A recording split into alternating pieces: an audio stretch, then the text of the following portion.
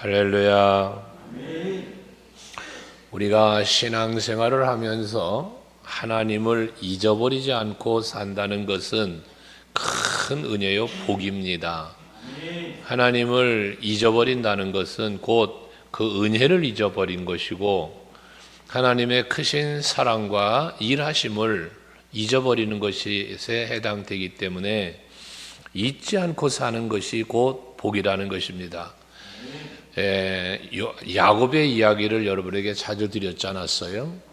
베델의 은혜를, 형 에서가 받아야 할 복을 야곱이 받게 되고, 그리고 외삼촌 집으로 도망을 가지만 베델이라는 곳에서 여호와의 임재하심과 언약을 체험하고, 그리고 서원을 하면서 은혜를 품고 외삼촌 집으로 가지 않았습니까?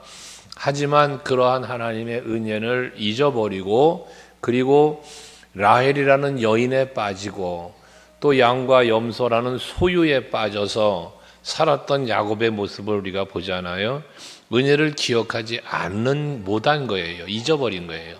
그리고 이제 자기 집으로 돌아올 때 형 에서와의 이 만남이 두렵고 떨리는 가운데 야복 나루터에서 하나님 앞에 간절히 기도했을 때에 그 형과의 만남의 문제를 다 해결해 주시고 평안하게 해 주셨지 않았어요?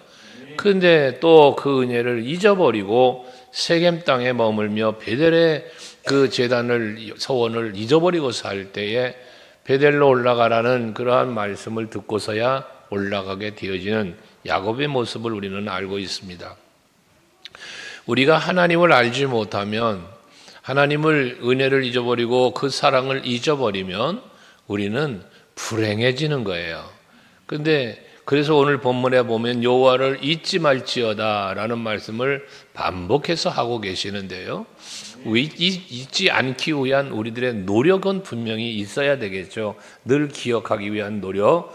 그 노력은 우리의 신앙생활 속에서 꼭 필요한 것들로서 하나님의 은혜를 잊지 않기 위해서는 말씀을 늘 묵상해야 될 것이고, 늘 기도 생활을 통하여 하나님과 우리가 교통하는 이런 시간도 가져야 될 것이고, 또 그것이 종합적으로 어우러지는 예배 생활이 항상 이루어질 때 하나님을 잊지 않고 하나님께 감사하며 하나님을 찾고 가까이 하는 삶을 살게 되어진다는 거예요. 그래서 여러분에게 간혹 말씀드린 예배는 예배자의 삶을 살아야 한다. 예배자로서 오늘도 예배하지만 우리가 하나님 앞에 예배할 때는 예배자의 마음가짐, 몸가짐, 모든 그 중심이 예배자로서 합당함의 예배를 드리는 것, 이것이 매우 중요하다는 것 아니겠어요? 성전에 와서 예배 드리는 것뿐만 아니라 여러분 모든 삶의 현장에 어디를 가든지 무엇을 하든지 어디에 머물든지 항상 하나님을 잊지 않고 기억하는 것 그 자체가 예배자의 삶이라는 것입니다. 이렇게 여호와를 잊지 않고 여호와를 또 이제 기억하며 살아야 되는 건데, 그런데 왜 여호와를 잊어버릴까? 그러면 잊어버리는 이유가 무엇일까? 오늘 성경이 잊어버리는 이유를 말씀해 주고 있습니다. 여러분들은 어떻습니까? 믿음과 소망과 사랑 이 세 가지는 너에게 항상 있을 것인데 라고 말씀하는데, 이게 바로 여호와 하나님을 잊지 않고 사는 삶을 사는 성도의 삶의 모습이거든요. 항상 있어야 한다는 것은. 근데 왜 그럼 잊어버릴까? 13절에 보니까 내 소와 양이 번성하며 내 은금이 증식되며 내 소유가 다 풍부하게 될 때에, 요때 하나님을 잊어버린다는 거예요. 요때. 그러니까 번성하면 하나님을 잊어버리는 거예요. 풍요로우면 하나님을 잊어버리는 거예요. 이럴 수 있는 확률이 높다는 것이거든요. 배부르고 등 따시면 하나님 잊어버리는 거예요. 뭔가 갈급하고 힘들고 어려운 고난에 빠지면 하나님의 도움이 필요하니 하나님을 찾지만, 문제가 해결되고 평안해지면 하나님을 잊어버린다는 것입니다. 여러분, 이건 무엇을 말합니까? 우리가 하나님을 우리 안에 모시고 성령을 우리 안에 모시고 예수를 우리 안에 모시고 예수가 나의 주인이 되는, 성령이 나의 주인이 된 삶을 살아야 되는데, 그러지 아니하고 성령을, 예수를 어느 한 사이드에 갖다가 모셔놓고 내가 필요할 때만 찾는 그러한 신앙생활을 하기 때문에 하나님을 잊어버린다는 거예요. 그래서 여러분들, 내가 번성하거나 풍요롭고 풍부하게 되어질 때에 하나님께서 베푸신 은혜로 그것을 알고 기억하면서 감사하면서 하나님께로 더 가까이 나아갈 수 있는 여러분이 될 수 있기를 바랍니다. 이렇게 풍요로워졌을 때에 14절에 보니까 네 마음이 교만하여 네 하나님 여호와를 잊어버릴까 염려하노라라고 말합니다. 번성하니까 뭐해? 교만해진다는 거예요. 풍요로워지고 은금이 많아지니까 교만해진다는 거예요. 사도 바울을 통해서 하나님 말씀하시기를 손줄로 생각하는 자는 넘어질까 조심해라 말씀을 하시지 않습니까?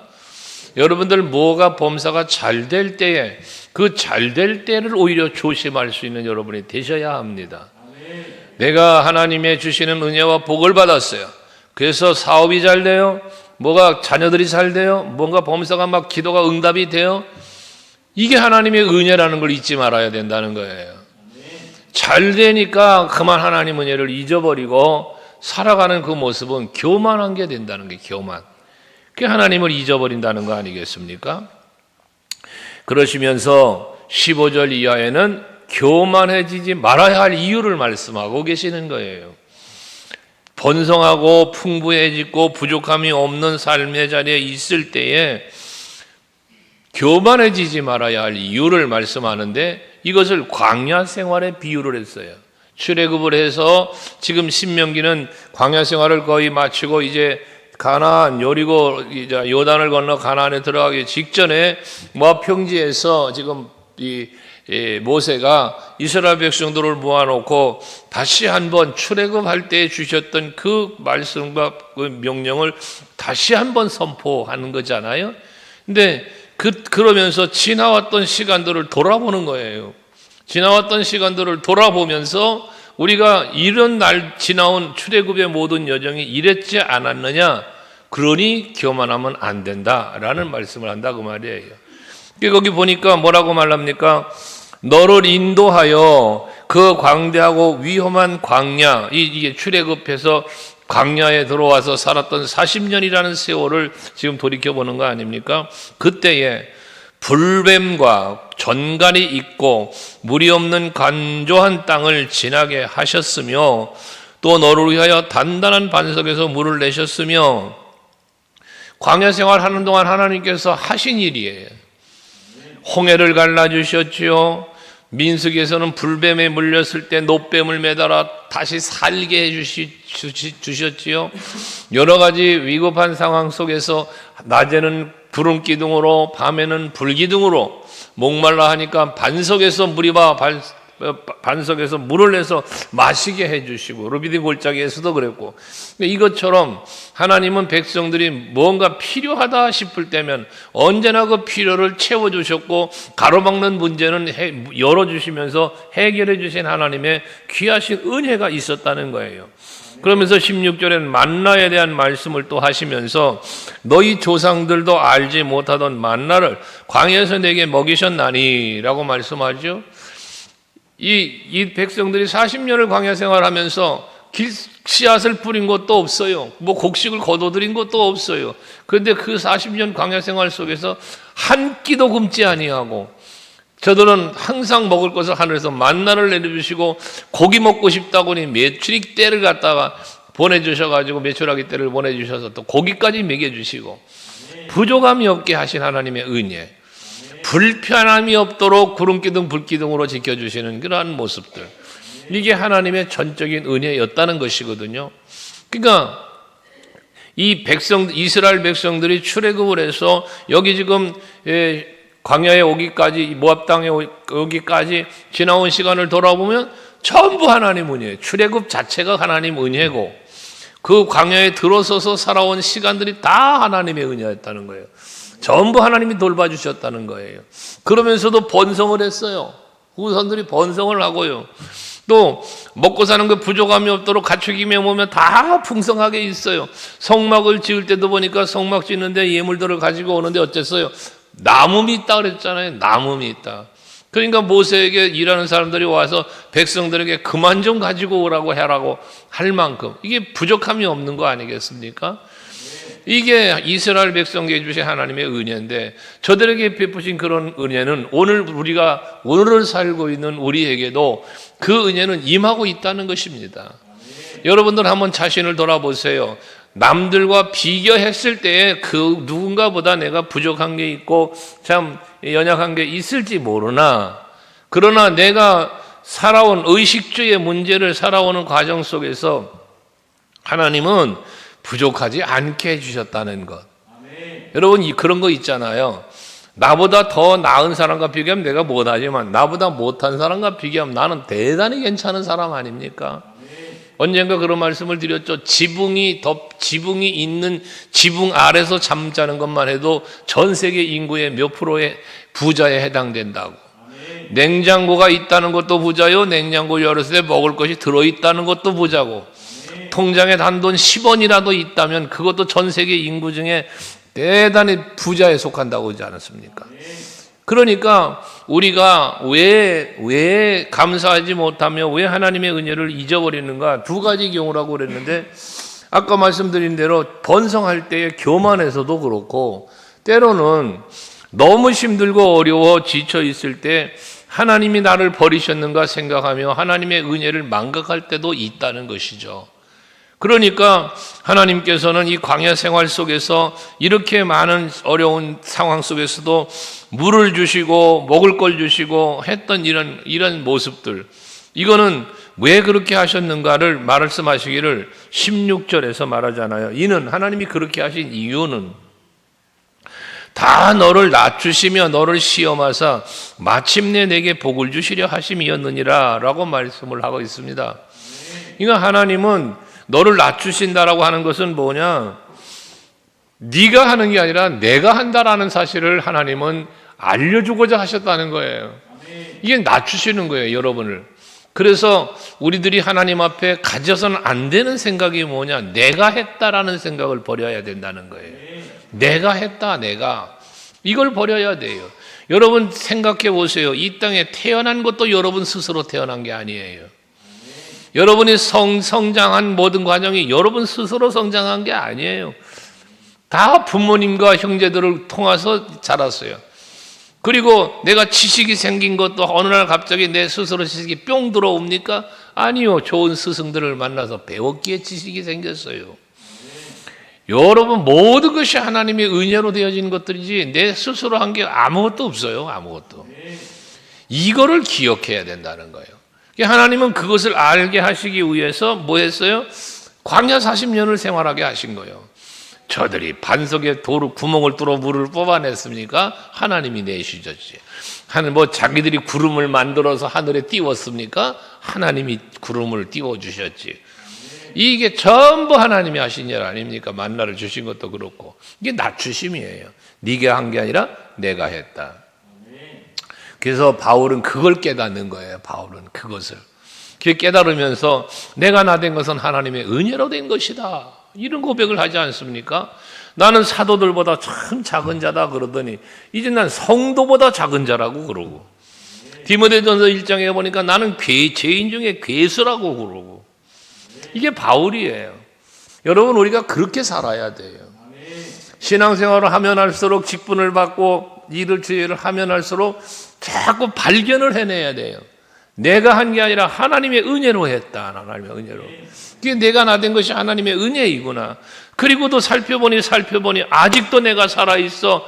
그러니 내가 날마다 죽노라. 바울의 고백들을 여러분 가만히 살펴보세요. 얼마나 그가 낮아졌는가. 이 낮아짐의 자세가 뭐예요? 내가 너를 낮추시며 그랬잖아요. 하나님은 나를 낮추시려고 하는 거예요. 이유는 하나예요. 낮추시는 이유는 하나예요. 하나님의 은혜를 기억하라는 거거든요. 그러니까 내가 스스로 내 자신을 자꾸 낮추어야 되는데 신앙생활을 어떻게 하느냐? 갈수록 교만해지네. 갈수록 높아지려고 그러네, 여러분. 이 신앙이 바뀌어야 되는 거예요. 어느 교회 얘기했잖아요. 예? 교회 온 지도 얼마도 안 되는 게 설친다고 그런다고. 이게 뭐예요? 교만이죠. 교만. 우리는 스스로가 자꾸 낮아져야 돼요. 나를 살피고 보니 하나님 앞에 나는 이렇게 부끄러운 사람이었구나, 부족한 사람이었구나, 하나님의 은혜가 있어 내가 오늘을 살고 있구나. 그러니 교만할 이유가 하나도 없어요. 하나도 없어요. 여러분들 교회 생활 신앙생활 하시면서요, 초신자의 신앙의 자세를 버리면 안 돼요. 내가 열심히 신앙생활 하면서 집사님이 되고 권사님이 되고 여러분 장로님이 되고 그러면 그럴수록 점점 더 나를 살피고 나를 발견하면서 낮아지고 겸손해져야 되는 거예요. 그런데 그런 것이 하나의 어떤 회사에서 무슨 직급이 올라가는 양 생각하고 여러분들이 직분을 받고 그런다면 그걸 내 교만의 도구로 삼는다면 여러분 차라리 그 사람은 그 직분을 안 받는 것이 더 그에게는 복이 될 수 있어요. 여러분들이 항상 자기 자신을 쳐서 하나님의 말씀 앞에 복종하게 하고 스스로를 낮추어서 하나님의 은혜가 없이는 나는 살 수 없었고 하나님의 은혜가 없이는 오늘이 있을 수 없다는 이 사실을 여러분들이 깨닫는 것, 하나님의 낮추심을 깨닫는 거예요. 이게 그래서 감사가 있다 그 말씀입니다. 그리고 그렇게 낮추시는 이유가 또 뭐냐, 너를 시험하사 마침내 너에게 복을 주려 하심이었느니라고 말씀을 해요. 낮추시는 이유는 하나님의 은혜를 은혜로 알게 하시기 위함인데, 하나님의 은혜를 은혜로 알면서 뭐한다? 내가 낮아지고 겸손해지고 하나님께 감사와 찬송과 영광을 돌리게 되지 않겠습니까? 그러면 하나님은 그걸 기뻐하는 거예요. 그래서 거기다가 은혜를 주시고 거기에 복을 주신다고 말씀이죠. 사도 야고보와 사도 베드로를 통해서 말씀하시지 않았습니까? 분명히 교만한 자는 하나님이 물리치고 대적을 하시지만 겸손한 자에게는 은혜를 베푸신다는 거예요.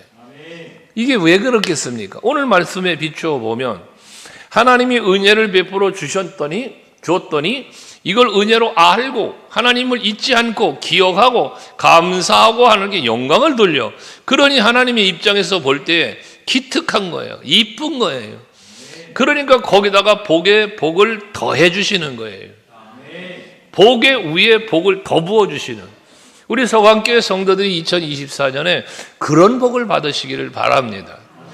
야베스의 기도에서 나오는 기도지만 여호와께서 내게 복에 복을 더하사 내 지경을 넓히시고 말씀하는 것처럼 그 복에 복을 더 받으려면, 하나님이 내게 주신 복에다가 더 복을 받으려면 어떻게 해라? 낮아져라. 하나님의 은혜를 잊지 말고 기억하며 감사하며 살아라. 그러면 복 위에 복을 더 부어주시지만 교만해지면 하나님을 잊어버리고 감사하지 못하면 어떻게 돼요? 주어진 것까지 빼앗아갈 수 있는 건 아니겠어요? 왜? 하나님은 물리친다잖아. 대적을 하신다잖아. 여러분 이런 거예요. 그러니까 우리가 항상 하나님 앞에서 낮은 자의 자리에서 겸손함으로 하나님 바라보며 살아가는 여러분들이 되는 것보다 더 큰 복은 없어요. 아까 말했지, 잊어버리지 않고 은혜를 기억하며 사는 것, 그 자체가 누림이고 그 자체가 복이죠, 사실은. 근데 그리할 때 하나님은 더 큰 은혜와 복을 부어주신단 말이에요. 근데 복을 주시려고 마침내 그러잖아. 마침내 내게 복을 주시려고 낮추셨다잖아요. 시험도 하셨다지 않습니까? 이것처럼 말입니다. 이삭의 이야기를 우리가 창세기 26장에서 말씀 묵상해 나가 있지만은 마침내 거부가 됐대잖아. 마침내 거부가. 근데 그 마침내 거부가 되기는 과정이 어떻습니까? 힘들고 어려운 역경과 고난이 있을 때에도 오직 여호와를 바라보고 오직 하나님의 말씀만 따라갔던 이삭의 모습. 아버지가 자기를 번제로 드리려고 하는데도 하나님께 앞에 드려지는 스스로의 제물되는 이러한 온유한 모습들, 이게 이삭의 모습이란 말이에요. 그러니까 마침내 거부가 될 수밖에 없는 이삭이었다는 이야기예요. 오늘 예배하는 여러분들도 하나님께서 여러분들을 시험하시고 낮추시고 하는 이러한 것들을 잘 견디시고 은혜를 누리시면서 사셔서 정말 복을 주시기 위하여 하시는 시험, 욥처럼. 욥이 뭐 잘못해서 고난당합니까? 아니잖아요. 하나님의 자랑거리였던 욥이었잖아요. 그런데도 불구하고 그 인내를 하면서 견뎌내는 그러한 욥의 모습, 그의 말 한마디 한마디가 얼마나 복된 말을 해야 됩니까, 여러분? 이게 참 기가 막힌 거예요, 여러분. 이게 믿음이고 이게 하나님을 잊지 않고 사는 거고 그 은혜 안에 사는 사람의 말이 그렇게 되게 돼 있어요. 어떤 분이 그래서 그런 말을 했어요. 여러분의 미래는 여러분도 마찬가지예요. 여러분의 미래는 여러분의 말에 달려 있다. 왜 여러분 말이 여러분의 미래냐 하면 말한 대로 되어지게 하신다니까 하나님이. 여러분들이 말한 대로 되게 하실 거니까 여러분의 미래는 여러분이 말한 대로 된다는 거예요. 어느 목사님의 간증이에요. 자기 교회 성도가 간암에 걸렸다나 하여튼 병에 걸려가지고요. 나이 50살에 죽었대요. 나이 50에.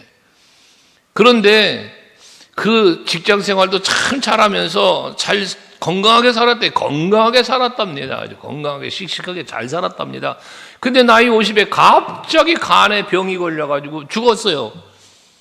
그런데 그 사람이 하는 말, 병상에 찾아갔더니 그러더래잖아요. 신방 가서 병상에 누워있는 그 집사님의 침대에 이렇게 걸터 앉았대요. 그랬더니 그 목사님 손을 잡고 하는 말이 참 하나님은 말한 대로 하신다고, 말한 대로 이루신다고 그러더래요. 그게 무슨 소리예요? 그리고 물었더니 자기가 그랬대요. 어릴 때 나는 생생하게 살다가 50까지 내가 생생하게 살다가 죽을 거라고 그랬대요. 그 얘기 그렇게 자주 했대요. 나는 50살까지 생생하게 살다가 죽을 거라고. 근데 그렇게 정확하게 50세 되는 애 죽더라는 거예요. 이게 어느 목사님의 간증입니다.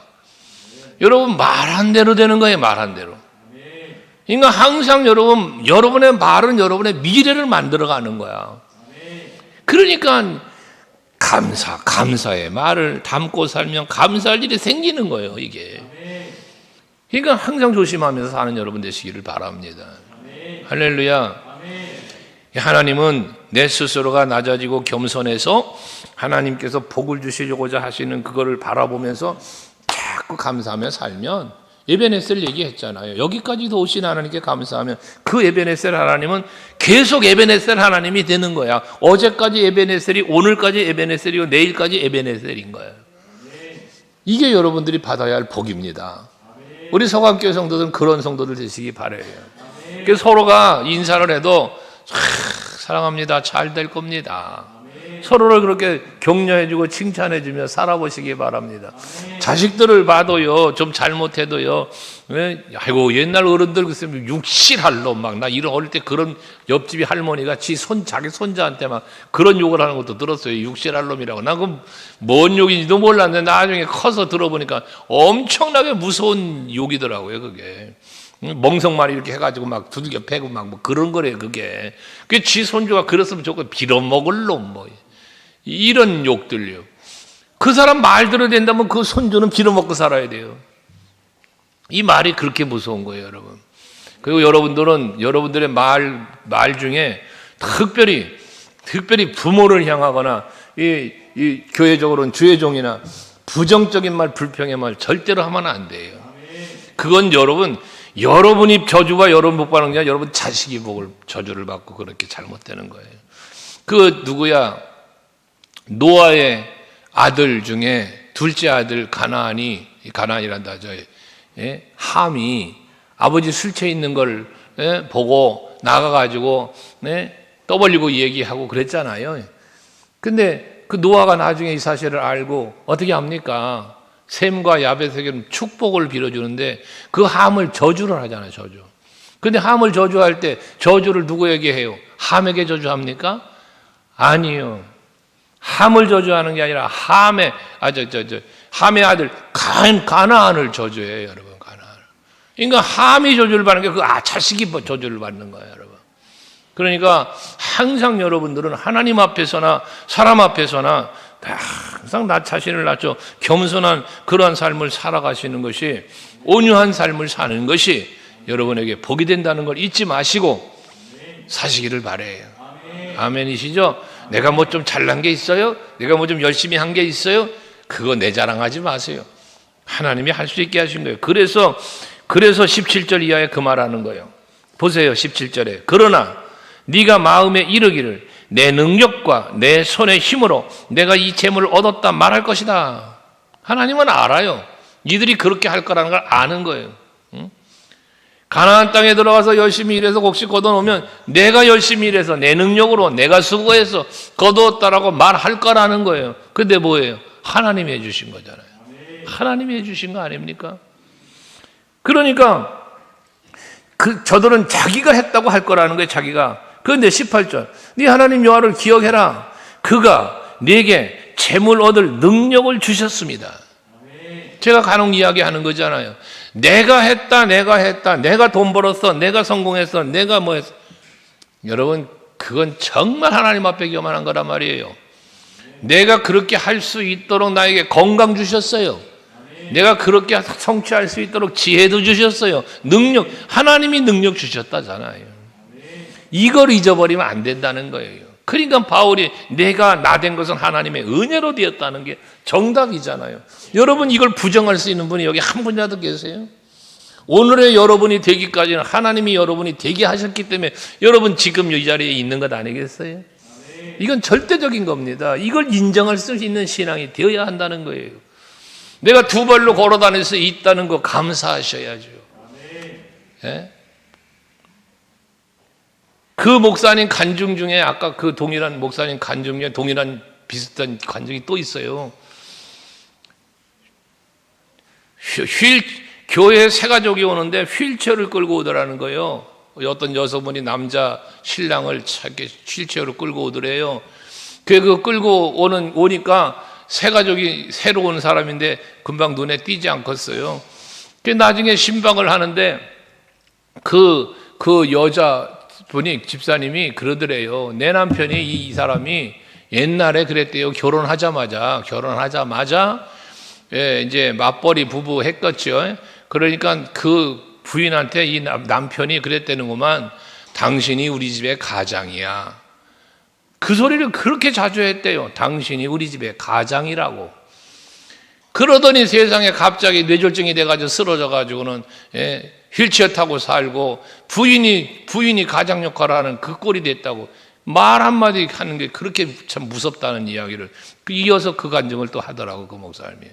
그러니까 여러분 항상 우리는 하나님 앞에 여러분 아까 우리 저 집사님 찬양 인도하시는 중에 한번 따라하자고 외치자고 말하더만 한번 같이 따라해요. 하나님을 기억합시다. 그 은혜를 기억합시다. 그 사랑을 기억합시다. 그리고 감사하는 거예요. 이걸 기억해야 감사가 되는 거예요. 그러면 여러분들에게는 복이 많은 거예요. 복이 많은 거예요. 할렐루야죠? 그러니까 아침에 눈을 뜨면 전 동일한 기도를 늘 합니다만은 동일한 기도를 늘 아침마다 해요. 일어나면 침대에 걸쳐 앉아서 하는 기도 항상 동일한 기도. 지난 밤을 주님께서 평안한 밤을 보내게 하시고 설령 밤에 잠을 설쳤던 뭐 날밤을 새웠던 간에 어쨌든 평안한 밤 주신 거예요. 하나님. 그냥 그 기도는 밤새도록 잠을 못 자고 일어나도 항상 기도는 평안한 밤 주셔서 감사하다 그래요. 그리고 이 아침에 건강하게 잠에서 일어서게 하시니 감사합니다. 이제 이 아침에도 예배하러 내려갑니다. 많은 성도들 나와서 하나님 앞에 함께 예배할 수 있게 해주시고 예배를 통하여 영광 받아주시고 예배하러 나온 성도들에게는 꼭 기도의 응답과 은혜가 충만하게 임하게 해 주시옵소서. 이 침대에 걸쳐 앉은 기도요. 그리고 내려와서 여기 강단에 앉으면 또 하는 기도, 예배 마치고 하는 기도, 다 이렇게 기도들이 있는데요. 그 기도 중에 핵심은 감사 기도. 그 다음 기도는 뭐냐? 긍휼히 여겨 주옵소서. 이 종을 긍휼히 여겨 주옵소서. 우리 성도들을 긍휼히 여겨 주옵소서. 왜? 하나님의 긍휼이 없으면 은혜가 없으면 살 수 없으니까요. 잠들기 전에 항상 듣는 찬송, 은혜 아니면 살 수가 없네. 그 찬양은 매일 저녁 잠들기 전에 찬양 듣고 자는 찬양인데요. 은혜 없이는 오늘도 살 수 없었음을 고백하는 거고 내 입술로 찬양 안 하지만 찬양을 듣지만 그 찬양을 꼭 자기 전에 꼭 듣고 잡니다. 제가 그 찬양을 들으면서 잠을 청해요. 제가 그 찬양을 필두로 시작으로 찬양을 들으면서 잠을 청해요. 이게 왜? 그래야 그 은혜 안에 내가 은혜의 품 안에 안겨 잠을 잘 것 같아. 그래서 늘 그런 찬양을 들어요. 그 찬양 끝나면은 은혜라오라는 찬양이 그게 제일 1번이고 그 다음에 은혜 아니면 살 수가 없네. 은혜에 대한 찬송 두 곡이 연속 나와요. 그럼 틀어놓으면 30분을 틀어놓고 시간 맞춰놓고 잠들다 보면 거기서 이어지는 찬양들이 계속 은혜에 관계된 찬양들을 이렇게 듣다가 언제 잠들었는지 모르게 잠이 깜빡 들게 되는데 왜? 오늘도 하나님께서 나를 지켜주신 은혜가 있음을 기억하면서 잠들고자 하는 그 바람이에요, 바람. 이게 여러분들의 삶이 정말 하나님을 기억하면서 살아서 하나님이 주시는 능력으로 살았고 하나님이 주시는 지혜로 살았고 하나님이 주신 건강으로 살았고 그렇지 않겠어요? 이걸 잊지 말라는 거예요. 18절에 그거예요. 그래서 능력을 주셨음이고 또 이같이 하심은 네 조상들에게 맹세하신 언약을 오늘과 같이 이루려 하십니다. 즉 조상에게 한 언약이 오늘 우리들에게 성경이에요.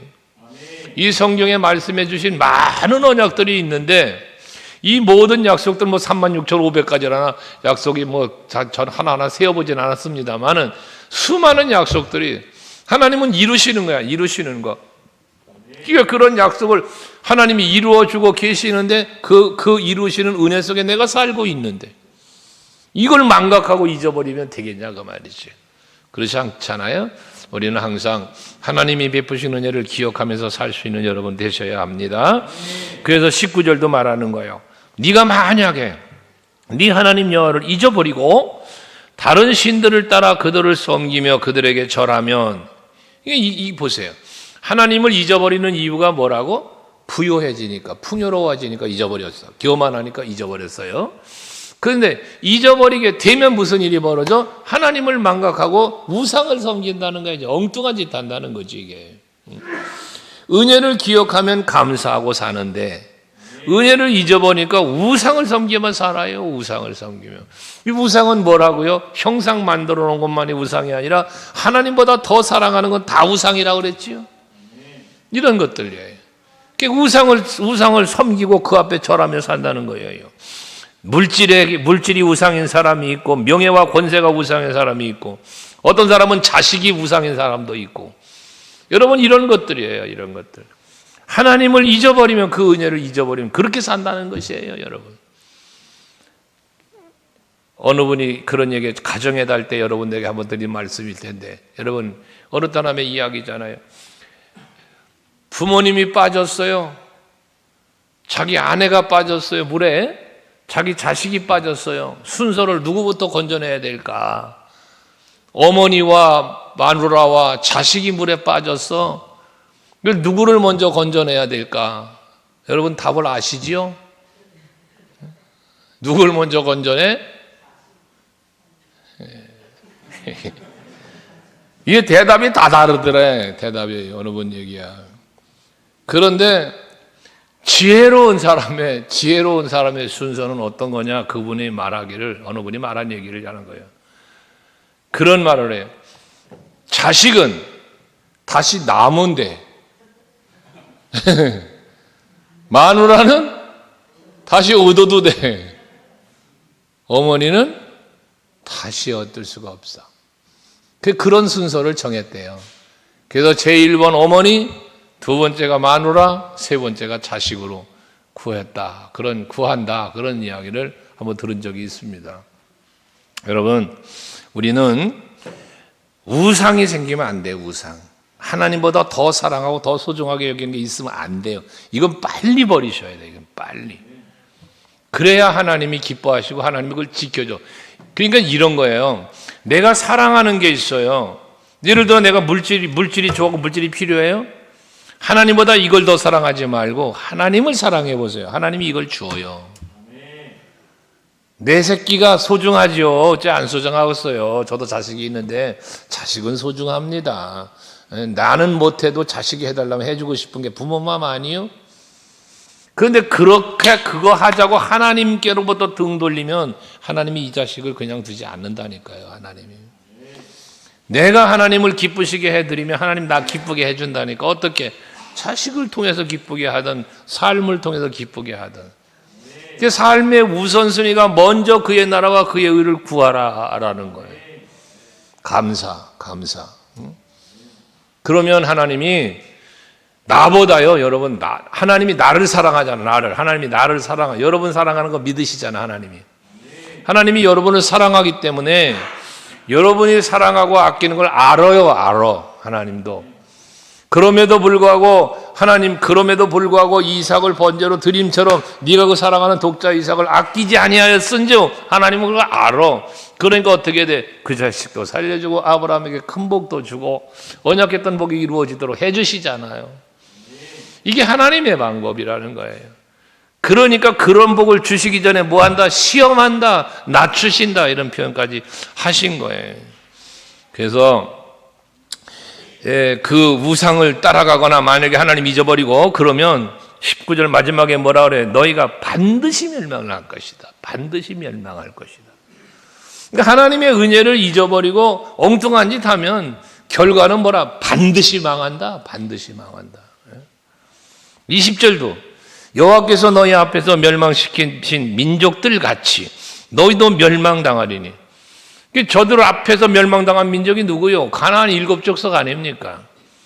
저들을 하나씩 조금씩 몰아내며 이 이스라엘 백성들을 그 12지파를 그 안에 기업으로 가서 차지하게 해주신 거잖아, 하나님이. 그런데 그들처럼 너희들도 멸망당한다. 그러니까 결과적으로 뭐 하는 거예요? 하나님이 내쫓으신다는 거예요. 버리신다는 거예요. 결과적으로 이들은 그렇게 했기 때문에 어떻게 됐어요? 아수르로, 바벨론으로, 포로로 잡혀가는 일을 겪게 되었지 않았습니까? 성경에서 우리에게 이런 교훈을 잘 보여주고 있잖아요. 하기 때문에 저와 여러분은 이 교훈을 성경을 통해서 이미 우리는 배우고 있고 알고 있으니 하나님은 정말 약속하신 대로 하시는 분이구나를 알고 믿고 있으니까 정신 바짝 차리고 여호와 잊어버리지 말고 하나님께 감사하면서 살아가는 여러분 되셔야 한다는 거예요. 아멘. 그렇게 멸망당하는 이유를 20절 마지막에 다시 또 반복합니다. 이는 너희가 너희 하나님 여호와의 소리를 청종하지 아니함이니라. 왜 하나님을 잊어버려? 하나님이 잊어버리지만 안 된다는 말씀, 계명들 주신 것들을 그거를 안 지키니까, 말씀을 순종하지 않으니까 하나님이 잊어버리니까 그거 청정하지 않게 되어지는 거고요. 그래서 여러분들 그 말씀 이렇게 액자에 드렸잖아요. 갖다 잘 보이는 데다 두셨겠지 뭐. 그러면 매일 아침에 그 말씀을 같이 이렇게 한가족이 묵상하고 집을 나서고 집에 나갔다가 들어오면 또 묵상하고 그리고 개인 성경 읽기 하시고 예배의 재단 쌓으시고 말씀의 재단 쌓으시고 기도의 재단 쌓으시고 항상 그 개인 신앙 카드를 작성하시면서 계속 여러분의 영성을 깨워 하나님을 잊지 않고 하나님께로 가까이 나아가는 삶을 살아가시기를 바랍니다. 그러면 거기에 합당한 은혜와 복이 반드시 여러분에게 임합니다. 복 받기를 원한다면 복 받을 짓을 하자, 그런 말을 하잖아요, 우리가. 그러니까 오늘 저녁의 말씀처럼 첫째, 여호와를 잊지 말자. 안 잊어버리려니까 어떡하자? 교만해지지 말자. 겸손하자. 내게 주신 은혜와 복은 전적으로 하나님이 내게 주신 것임을 기억하고 감사하자. 할렐루야. 그러면 여러분은 하나님께서 여러분에게 마침내 복을 주시려고 계획하신 그 복이 마침내 여러분들에게 임하게 된다는 사실을 믿으시기 바랍니다. 할렐루야.